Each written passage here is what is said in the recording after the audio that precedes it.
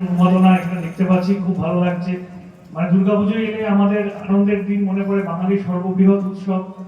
আর Bhagwantpur one অঞ্চলে এই যে কৃষ্ণপুর এলাকা হিন্দু মুসলিম সহাবস্থানে থাকে, সকলে মিলে প্রত্যেক উৎসবে এখানে আমরা আনন্দ উপভোগ করি। এখানে ঈদের সময় যেমন আসি, মহরমের সময় আমি যেমন আসি, তেমন দুর্গাপুজোর সময় আমরা আসি। তাই সকলের সহাবস্থান সুন্দরভাবে মানুষের থাকা, এবং আমাদের মাননীয় মুখ্যমন্ত্রী যে বার্তা বারবার দেন যে ধর্ম যার যার উৎসব সবার, তার এই আলিঙ্গন আমি দেখতে পাই কৃষ্ণপুর কিংবা ভগবন্তপুর 1, 2 আর বিভিন্ন জায়গায় গিয়ে, যেখানে সকালবেলা ভগবন্তপুর 2 এলাকায় একটি দুর্গাপুজো উদ্বোধনে গিয়েও বলছিলাম। আর আমাদের মাননীয় মুখ্যমন্ত্রীর যে প্রান্তিক পুজোগুলোর যে দুর্গাপূজার ব্যাপকতা বৃদ্ধি করার জন্য গ্রাম বাংলার অর্থনৈতিক দিকে চিন্তা করে যে 1,10,000 টাকা অনুদান এবারে দিয়েছে। আমি চাই পুজোর দিনগুলি এই টাকাগুলি তারা সুক্ষেত্রে ব্যবহার করে তার পুজোকে আরো শ্রীবৃদ্ধি ঘটাক।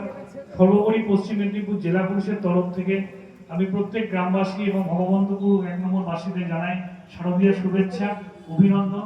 আমাদের উৎসবের মৌসুম শুরু হলো, এরপর দুর্গাপুজোর পর লক্ষ্মী পুজো, কালী পুজো, জগন্নাথ পুজো, বিভিন্ন উৎসবের মধ্যে দিয়ে আমরা যাব, এবং এইভাবে সকলে মিলে সকলের তরে আমরা থাকবো।